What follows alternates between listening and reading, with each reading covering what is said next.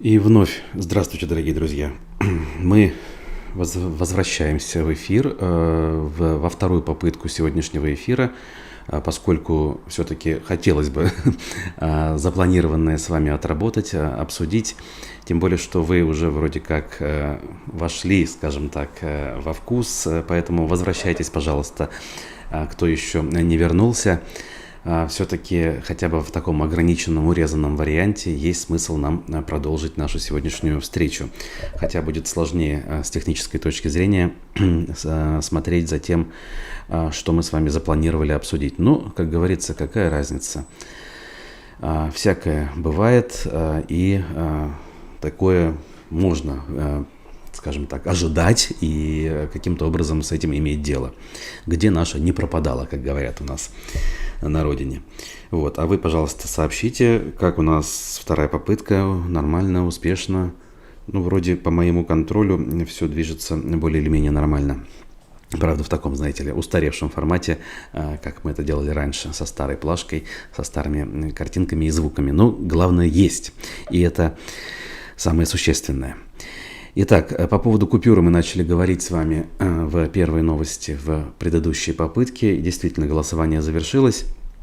И Салават Юлаев не то что не победил, он опустился на 4-е место со 108, почти 109 тысячами голосов. 3-е место в итоге занял Саратовский автомобильный мост. Тут 114, почти 115 тысяч. На 2-м месте Дворец земледелия в Казани. Ну и на 1-м месте теплоход «Метеор». Почти 150 тысяч рублей. Ну, что тут скажешь? Нечего сказать. В общем, судя по всему, губернаторы, руководители некоторых субъектов федерации для себя посчитали важным и нужным мобилизовать собственных бюджетников, собственных зависимых людей, выражаясь мягко, и они эту работу сделали. В Башкортостане такой призыв как минимум не звучал, и уж тем более разнарядок не было. То, что Салават Юлаев смог набрать, судя по всему, он набрал исключительно благодаря активности простых, обычных граждан. Но в современной стране, которую знаем мы как Россия, простой активности граждан рядовых, как правило, недостаточно для того, чтобы решить любой вопрос, особенно политически окрашенный вопрос, а изображение на купюре Салавата Юлаева – это политически окрашенный вопрос. Так вот, это все, к сожалению, кукловодят и принимают решения в других местах, а не на кухнях, где живут обычные люди. Ну, мы другого и не ожидали, надо сказать, вот, поэтому особо напрягаться по этому вопросу не будем, тем более есть точка зрения, что Салават Юлаев там, в принципе, и быть не должен, с учетом нынешней общей ситуации, когда вообще все меньше и меньше чего-то общего хочется иметь башкортостанцам с центральной российской властью. Ну а вчерашний день с точки зрения политики, по крайней мере формально, ознаменовался тем, что Ради Хабиров выступил с посланием Госсобранию Курултаю Башкортостана, то есть выступил перед депутатами. Я, кстати, совершенно ошибочно анонсировал, что это случится в ГКЗ Башкортостан, в бывшем ДК «Нефтяник», поскольку у меня отложилось, что именно там он выступал с обращениями. Действительно, такое было. В первый год, точнее, опять вру. Даже в первый год, когда я был на его выступлении, это все в Конгресс-холле проходило. Вот. А в следующие годы, в том числе и сейчас, вчера, он обратился с посланием в здании Курултая, в основном зале заседаний, где, собственно, эти самые заседания и проходят. Ну, из такого важного с точки зрения политики, это то, что депутаты утвердили Андрея Назарова в должности премьер-министра. Не прошло и 4 месяцев, да, после выборов. Явно что-то было не так, были какие-то сложности, но Как и в первой каденции, Хабирову удалось, судя по всему, пролоббировать, согласовать, утвердить, тут как угодно можно называть его кандидатуру, судя по всему, в Москве. Потому что если бы не было этих московских согласований, нет никаких сомнений в том, что после 8 сентября, там в течение 10 дней, все эти процедуры местные депутаты быстренько бы прошли, и не было бы никаких вот этих вот исполняющих обязанностей на протяжении целого сезона буквально. Но, как мы видим, так или иначе, в Москве ему все более или менее удается. Так, вижу ваши комментарии, спасибо, что вернулись. Вот и Network пишет пожелание доброго утра.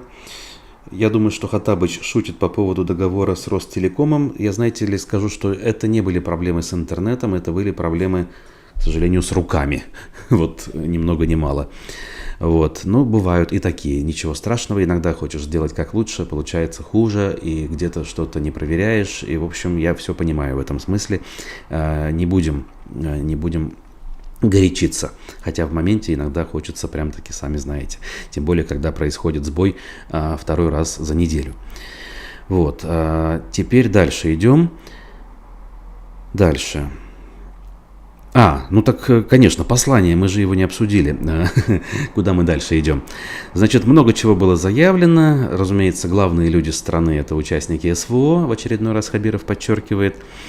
Значит, Республика Башкортостан является надежной опорой фронту.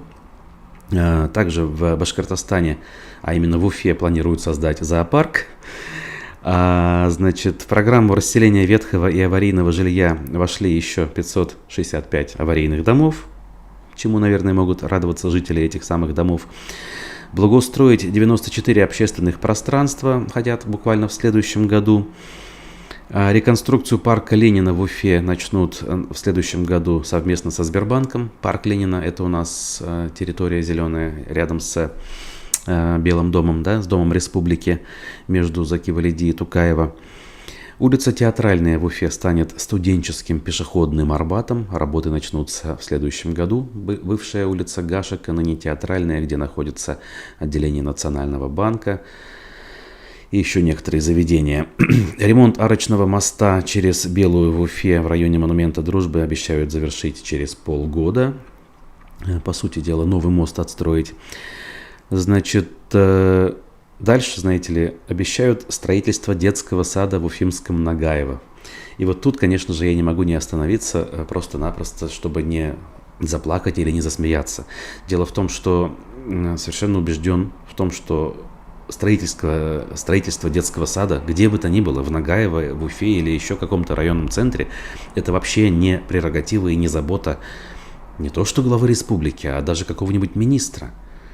И тем более говорить об этом в годовом программном документе перед всей республикой, мягко говоря, должно быть стыдно. Ну, вы можете говорить о том, что у нас введено столько-то детсадов и планируется ввести столько-то, но говорить об одном каком-то отдельно взятом детском саде, ну, это, в общем-то, расписаться в беспомощности и в непрофессионализме. Значит, за счет федерального бюджета в Уфе начнется строительство математического лицея-интерната. Туда же, в эту же копилочку. С 1 февраля 2025 года создается Госкомитет. В некотором роде новое министерство, но просто в мини-формате. Госкомитет по научно-технологическому развитию. То есть по тем вопросам, которые, по сути дела, отменены в нашей стране по воле руководства нашей страны. А все почему? Потому что научно-технологическое развитие невозможно в замкнутом пространстве. Без обмена опытом, без обмена наработками, без непрерывного общения ученых между собой технологическое развитие в современном мире, особенно когда есть уже отставание, оно невозможно. И тут пример Советского Союза не является показателем, потому что Советский Союз в научном смысле развивался не отставая. Ну, то есть стартовые позиции были плюс-минус одинаковыми, и на это были направлены огромные ресурсы. Поэтому в части научных разработок Советский Союз был не только не отстающим, но и даже в какое-то время опережал своих конкурентов. Ну, например, космическую отрасль возьмем, да, и тут далеко ходить не надо. Но на сегодня, когда мы отстали от даже Китая, что уж там далеко ходить, говорить о том, что у нас может быть научно-техническое развитие, мягко говоря, не приходится. Мягко говоря, опять же, интересно будет посмотреть, что за люди будут работать в этом госкомитете и как они начнут через пару месяцев плевать в потолок, потому что бесполезно, что бы то ни было делать в этом направлении. Но они и не поймут, что делать, потому что этих людей нет фактически на сегодняшний день в республике. Также в очередной раз пообещали восстанавливать здание Госцирка, а именно с 2026 года это должно начаться. Ну и на фонд так называемых фонящих дорог обещают выделить до 9,5 миллиардов рублей к 30 году. То есть какое это отношение имеет к 25-му даже, не 26-му, это отдельный вопрос, но прозвучало почему-то это в послании. Ну, как говорится, для проформы, скажем, будем надеяться, что кое-что из этого сбудется и хоть кому-то будет от этого лучше, но говорить, что республика совершит прорыв, даже из этих слов не приходится. Я уже не говорю о том, что по факту происходит. Но хотя бы в словах же должны звучать, наверное, какие-то, знаете ли, наполеоновские планы.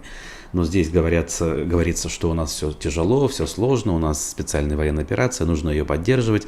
Поэтому сейчас первоочередная задача переживать вот эти сложные времена.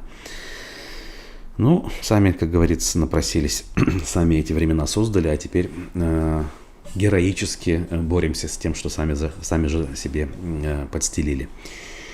Вот.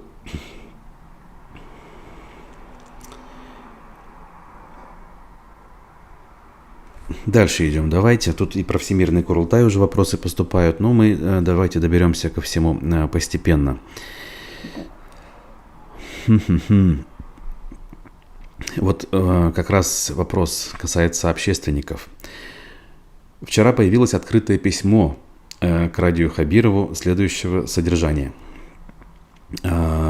И постепенно мы давайте разберем, что за письмо, про что оно и самое главное, от кого оно. При вступлении в должность главы РБ вы заявили, что все ваши мысли и действия будут связаны с работой во благо республики и нашего народа. Вы обещали, что в своей деятельности будете максимально учитывать интересы и потребности республикообразующего, то есть коренного народа Башкортостана. Вам, как высшему должностному лицу республики, не следовало бы забывать, что государственность башкир в форме автономии не была спущена сверху, директивно. Она возникла в результате мощного всенародного национального движения, возглавляемого Ахмедзаки Валиди Тоганом и его соратниками. Он был принципиальным сторонником федеративного устройства обновленной России при этом, да? В эмиграции он стал выдающимся ученым-востоковедом, труды которого высоко оценивались учеными всего мира. Например, известный австрийский востоковед Герберт Янский писал: «Заки Валиди Тоган – великий ученый, это определенно. Но он велик и как человек. Наша соотечественница, действительный член Академии гуманитарных наук, профессор Санкт-Петербургского университета Татьяна Бурмистрова издала книгу «Ахмедзаки Валиди Тоган. Жизнь и творчество» в 1996 году, где дала высокую оценку личности Валиди. Ахмедзаки Валиди Тоган – великий ученый мирового уровня, уникальной энциклопедической многогранностью и глубиной своих знаний, историк, этнограф, социолог, лингвист, педагог и яркий публицист. В общем, тут я должен пропустить часть, очень длинное письмо. Ну, вы мысль и посыл поняли. И вот, 18 июля 2012 года башкирские общественники обратились к начальнику ФСБ по Башкортостану Палагину с запросом о том, имеются ли в распоряжении ФСБ какие-либо документы о сотрудничестве Ахмедзаки Валиди с фашистами. В ответном письме от 28 июля 2012 года за подписью этого товарища сообщено следующее. Сообщаем, что открытыми источниками информации компетентных советских органов по существу заданных вами вопросов Управление ФСБ по РБ не располагает. Также в Республике Башкортостан широко известно интервью генерал-лейтенанта Палагина, данное им в 2014 году агентству «Интерфакс Поволжье», в котором он дает высокую оценку личности Валиди. Ты смотри, после того, как вы, Ради Фаритович, и господин Назаров возглавили республику, произошли ничем не объяснимые события, связанные с памятью Валиди. Демонтирован его памятный бюст, установленный во дворе Востоковедческого факультета Санкт-Петербургского госуниверситета. Уничтожены бюсты Валиди в Сибае и в селе Тимясово.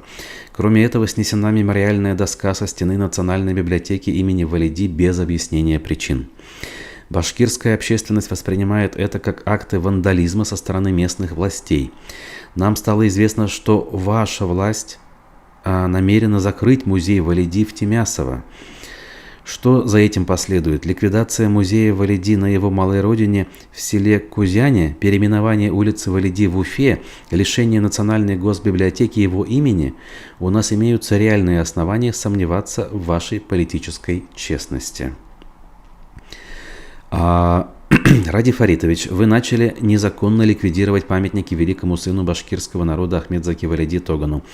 Но вы никогда не сможете уничтожить историческую память башкирского народа о нем и других своих славных сыновьях. Неужели вы хотите остаться в истории как разрушитель вековых ценностей башкирского народа?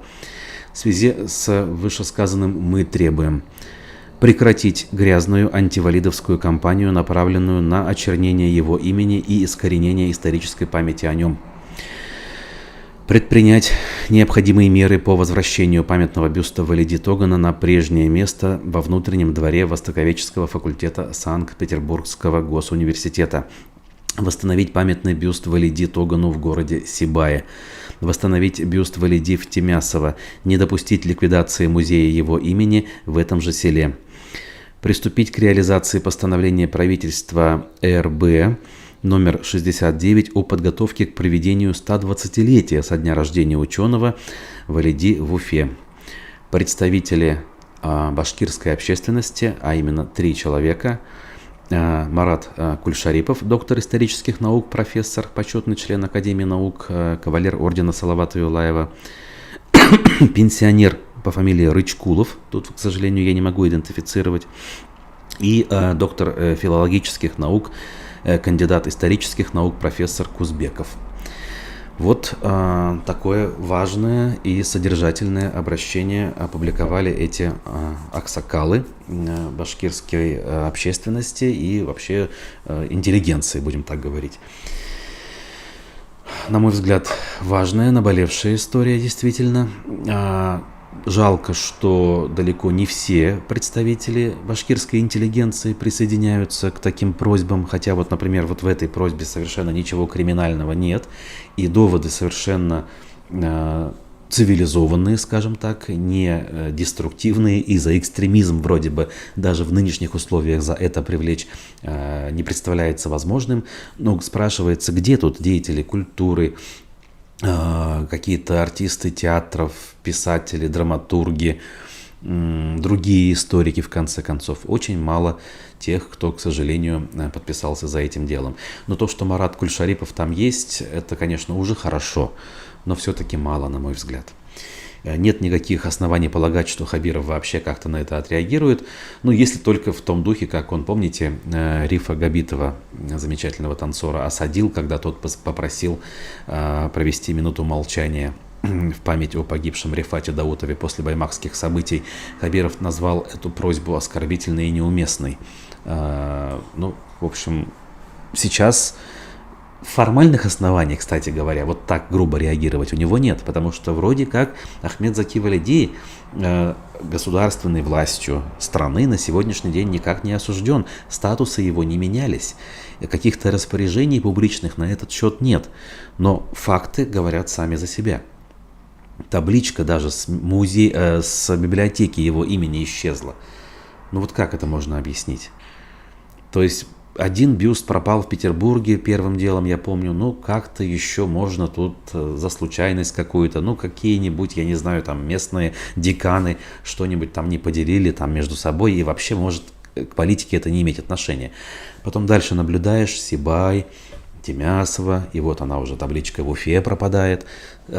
Основания тех, кто беспокоится есть. И поэтому здесь прослеживается совершенно понятная тенденция. Люди, которые действовали, скажем так, во благо своего народа и добились в определенный исторический момент очень важных преференций, по крайней мере, которые были записаны на бумаге, на сегодняшний день в российской государственной политике, историографии не являются теми, о ком можно говорить. Опять-таки, и постепенно все движется к тому, что когда все будет, скажем так, готово, общественное мнение, условно говоря, как-то все уляжется, тогда, скорее всего, будет принято решение имя Заки Валиди и подобных ему людей предать забвению. Просто-напросто.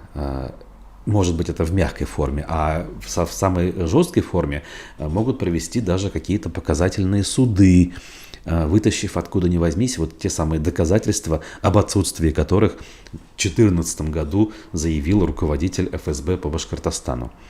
Но мы понимаем, что когда надо, доказательства прошлых вещей, они легко найдут, поскольку, можно сказать, легко их сформируют, буквально сидя на коленке.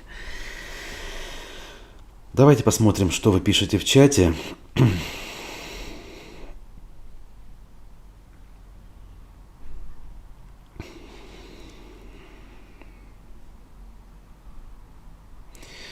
Интересную мысль на другую тему, правда, озвучивает Татьяна Кравцова. Ужас в том, что чем больше погибших, тем больше сторонников продления СВО и ненависти к человеческой цивилизации. Жены и мамы героев зорко следят за поведением соотечественников, даже за школьниками. Я понимаю, о чем вы говорите. Вчера в одном из новостных каналов увидел ролик, где начальник одного из поездов ведет себя совершенно профессионально и объясняет даже не герою СВО, а человеку, который везет какие-то подарки туда вместе с какой-то женщиной. Он объясняет, что у вас норма багажа превышена, и этот багаж нужно оплатить и поместить в соответствующем помещении. А там, где он находится, он находиться не должен. Он это несколько раз повторяет, он это делает совершенно подчеркнуто вежливо, культурно.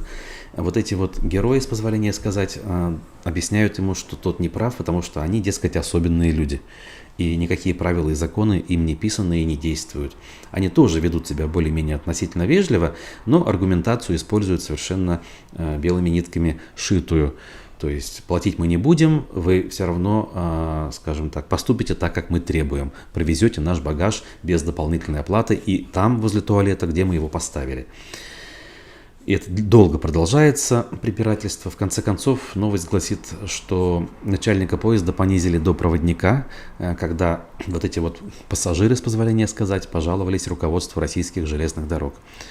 Ну что тут скажешь? Будем надеяться, что со временем все нормальные сотрудники вашей организации превратятся в разнорабочих, и ваша организация просто-напросто крякнет под грузом собственных проблем и противоречий, потому что эти проблемы решать будет некому. Потому что нормальных людей, которые выполняют свои обязанности профессионально, согласно инструкции, правилам, вы убираете, оскорбляете, по сути дела, их достоинство, идя на поводу вот у этих вот паразитов на самом деле, по-хорошему.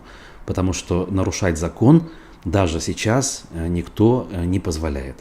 Ну, не должен позволять, точнее. В итоге это позволяет, конечно, но нет таких правил, которые бы были приняты где-то в виде законов, что это можно делать тем, у кого есть какие-то дополнительные статусы. А в данном случае и статусов-то нет. Это просто какие-то, знаете ли, прихлебалы, которые вот садятся на повестку. Не сами заключают контракт, едут служить, а делают вид, что они помогают своими вот этими гуманитарными конвоями, таким образом заслуживая себе такое условное уважение и, самое главное, индульгенцию, да, то есть бронь.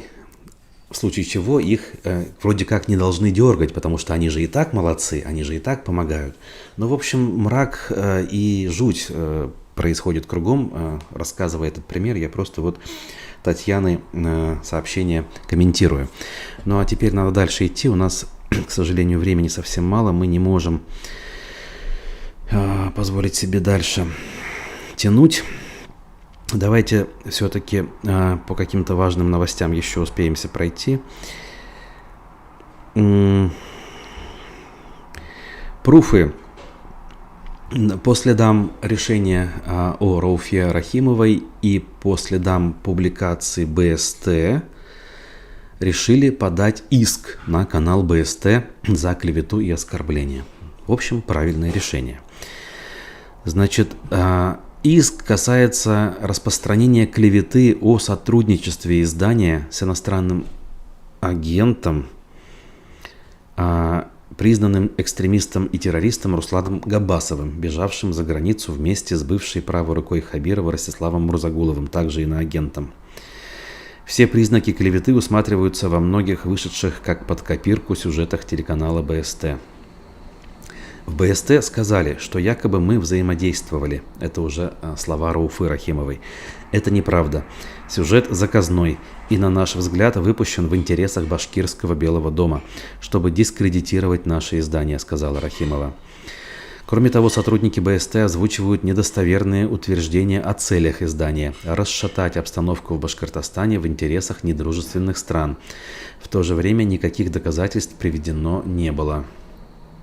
Сотрудники БСТ вдобавок допустили грубое нарушение согласно закону о СМИ. Не был даже соблюден пункт 46 «Право на ответ». А у издания не были запрошены комментарии в отношении обвинений и порочащей недостоверной информации клеветнического характера.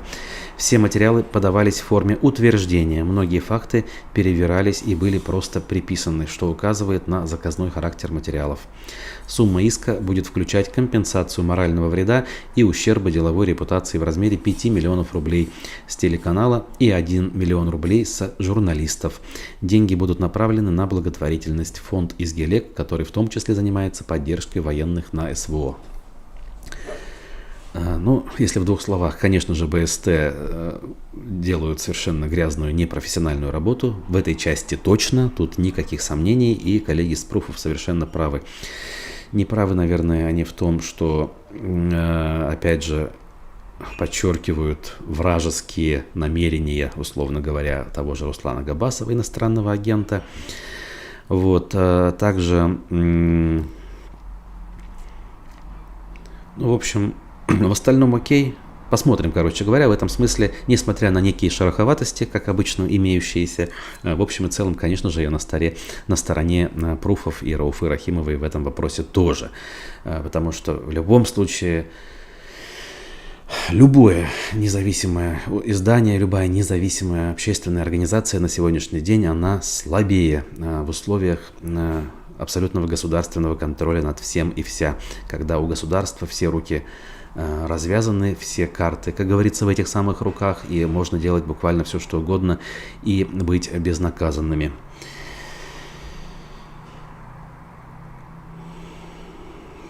Так. Тут интересный момент. Нетворк пишет, что друг судился с Яндексом и в итоге победил. Интересный кейс, возможно, но в данном случае ладно, дальше идем.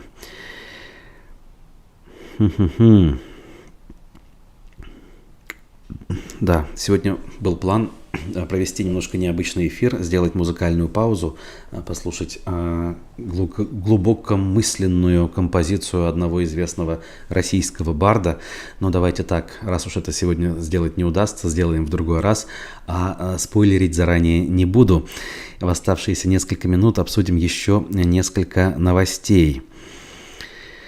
Совершенно непонятная, но разошедшаяся новость вчера случилась, и давайте ее коротко затронем. Для предотвращения покушения на экс-мэра Уфы Сергея Грекова МВД инсценировало его убийство, ни много ни мало. Прям-таки детективная история здесь. Значит, по данным источника Уфа-1, в правоохранительных органах произошло следующее. Значит, житель Ишимбая в июне 2024 года решил расправиться с предпринимателем, в данном случае с Сергеем Грековым, а он и был до того, как стал мэром, и теперь является предпринимателем прежде всего. Поскольку считал Грекова причастным к смерти своего брата, тот некоторое время работал на Грекова. Предварительно установлено, что житель Ишимбая предложил своему ранее судимому знакомому, то есть нанял за 200 тысяч рублей киллера, чтобы убить предпринимателя. Заказчик преступления передал пистолет исполнителю, ну то есть вооружил его. О планах организатора стало известно оперативникам, поскольку киллер обратился в органы. Далее все действия проходили под их контролем. В декабре исполнитель сообщил заказчику, что якобы убил вот этого Грекова в Москве. Для убедительности были изготовлены фотографии выполненного криминального заказа. После их получения подозреваемого задержали в Ишимбае при силовой поддержке сотрудников Росгвардии, рассказали в МВД. Вот такая вот Санта-Барбара, если хотите. При этом сам Греков, что интересно, журналистам, по-моему, даже не ответил, в том смысле, что сказал, что он не в курсе, что это за история такая, и вообще с ним все в порядке. Ну, слава богу, что с ним все в порядке. Вообще интересный персонаж.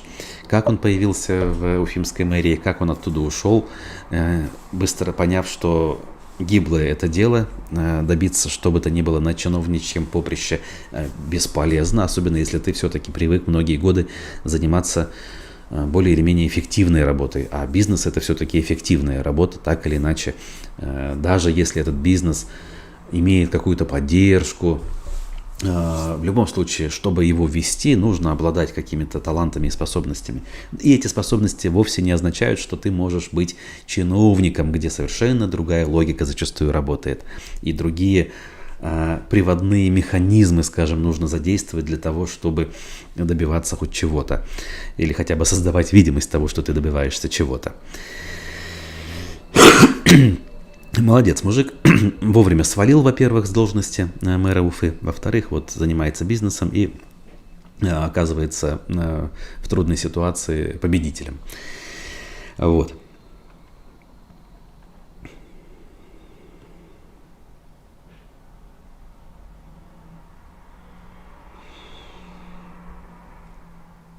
Так, тут Радмир спрашивает, обсудили ли мы Айрата Дильмухаметова. Так, ну, мы обсудить сегодня его вроде как не о чем пока, к сожалению. Если вы о том, что я анонсировал выход статьи, но на вчерашний вечер он еще, этот текст не был опубликован, поэтому все-таки мы обсудим его позже, когда он появится.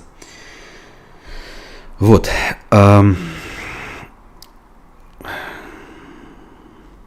Когда происходят сбои, к сожалению, теряется структура, теряется запланированный темп, и вот становится сложнее намного вести эфир, но все-таки что-то да успеваем обсудить.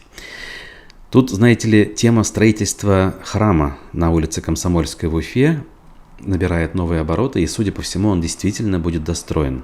На фоне того, как не достраивается мечеть Ар-Рахим, это довольно любопытный момент.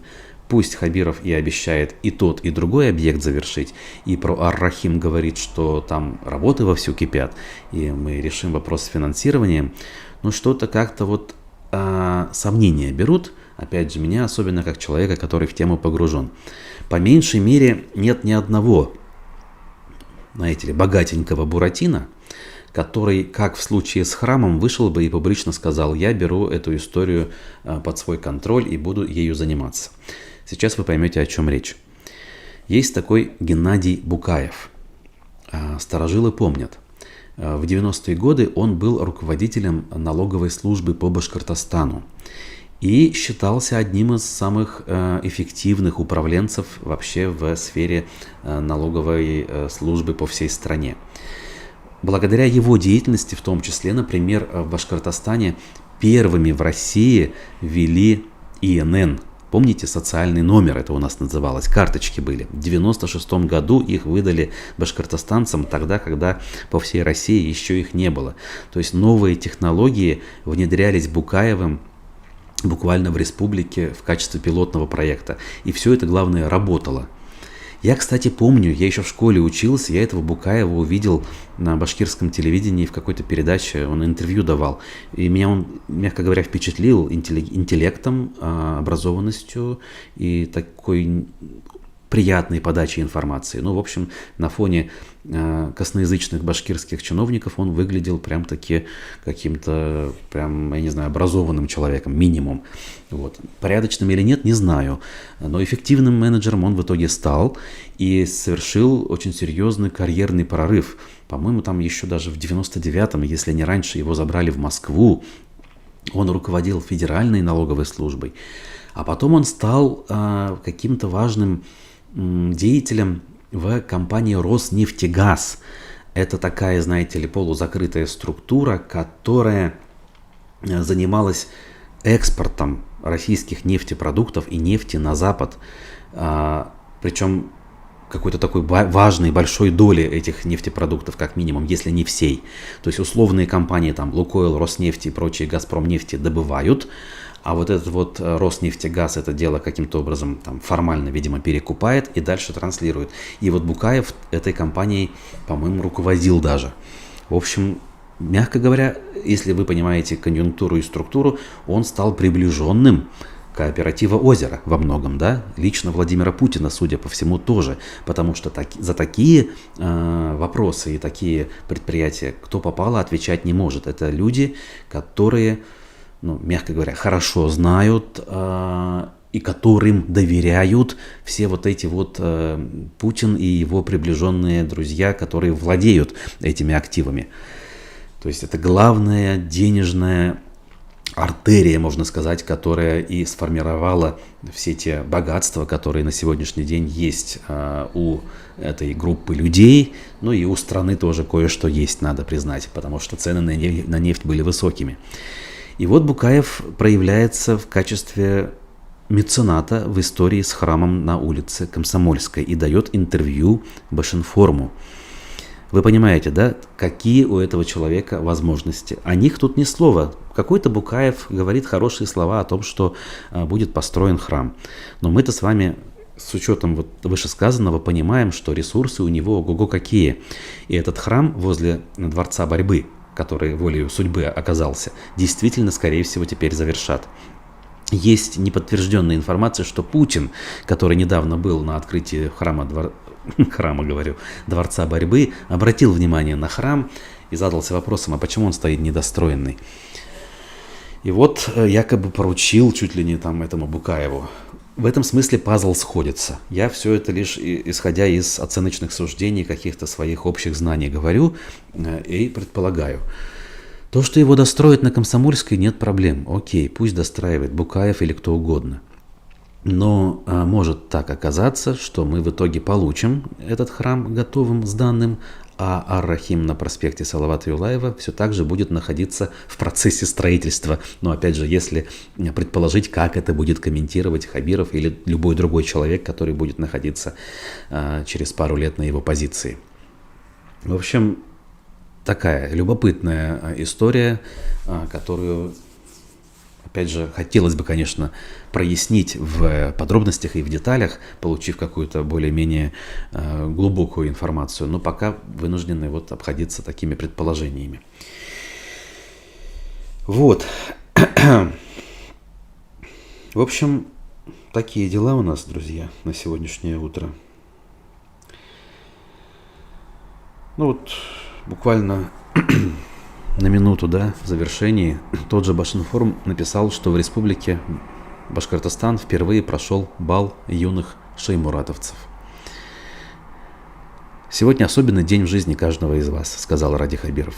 «Я с огромным восхищением и уважением смотрю на вас, дорогие шеймуратовцы». Я напомню, шеймуратовцы — это ученики шеймуратовских классов, так называемых. Их у нас уже много. Сколько? Тут не написано, к сожалению. Может быть, где-то есть, но непонятно. В общем, их пару сотен, судя по тому, что я помню. И вот эти дети, вынуждены, находясь в школьном юном возрасте, надевать военную форму и заниматься всякими другими, помимо школьных, делами. Например, танцевать бал перед Хабировым в, судя по всему, колонном зале Министерства сельского хозяйства на Советской площади. Кто-то, возможно, этому рад. Обычно родители радуются, что вот их дети пристроены, занимаются чем-то полезным. все лучше, чем сидеть у компьютера или у планшета, говорят они. Но здесь вот я не очень-то уверен, не могу 100% ручаться, что милитаристское воспитание лучше, чем общее развитие, которому, как ни крути, все-таки способствуют даже компьютерные игры. В общем, вот так. Все очень непросто. Сегодня, друзья, я надеюсь, что без технических проблем у нас состоится еще одна встреча. Мы запланировали и анонсировали интервью с нашим коллегой. Не буду говорить бывшим, потому что в этом смысле бывших коллег не бывает, но все-таки бывшим главным редактором «Аспектов» Разифом Абдуллиным. Мы обещали, что периодически будем встречаться. С нашей первой и пока последней встречи прошло больше месяца, поэтому самое время поговорить вновь о том, что происходит в республике и за ее пределами. Присоединяйтесь к нашей встрече в 12:30. Еще раз повторю, надеюсь, что все пройдет без сучка и задоринки, без сбоев. Ну а то, что мы сейчас смогли с вами в любом случае поговорить, я думаю, что это же замечательно. Поэтому не будем в следующие разы пугаться, если что-то идет не так. Будем набирать, как говорится, полную грудь воздуха и с новыми силами совершать новую попытку. Вам спасибо, что были активны в этом чате. И вот Вадим Беляков, спасибо, дорогой Вадим, просит поставить лайки. Действительно, вас прямо сейчас гораздо больше, чем лайков только. Поэтому, друзья, не жалейте их, пожалуйста. Это очень важно. Это самое простое, но в то же время очень ценное действие, которое мы ждем от вас для того, чтобы все-таки наш канал не только жил, но и развивался. А у нас есть планы на развитие, на расширение. Заброшу, скажем так, удочку, в очередной раз повторю, может быть, не все слышали, мы планируем запуск башкироязычной программы, условно, «Аспекты республики». Названия еще нет. Если у вас будут предложения, присылайте, кстати говоря. Название, разумеется, должно звучать на башкирском языке и должно отражать суть такой общественно-политической программы, где обсуждаются текущие новости, события, люди, явления. Вот. Короткое, емкое слово на башкирском языке, 2-3 слова, ну, неважно. Больше 3, наверное, нельзя, но вот 1, 2, 3. Это уже довольно скоро может случиться, и это что, если не развитие, да? Все-таки развитие.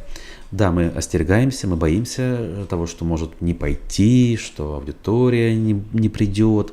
А с другой стороны, есть шанс, что придет, почему бы и нет. В общем, все. Будьте здоровы, через 1,5 часа вновь в эфире увидимся. Пока.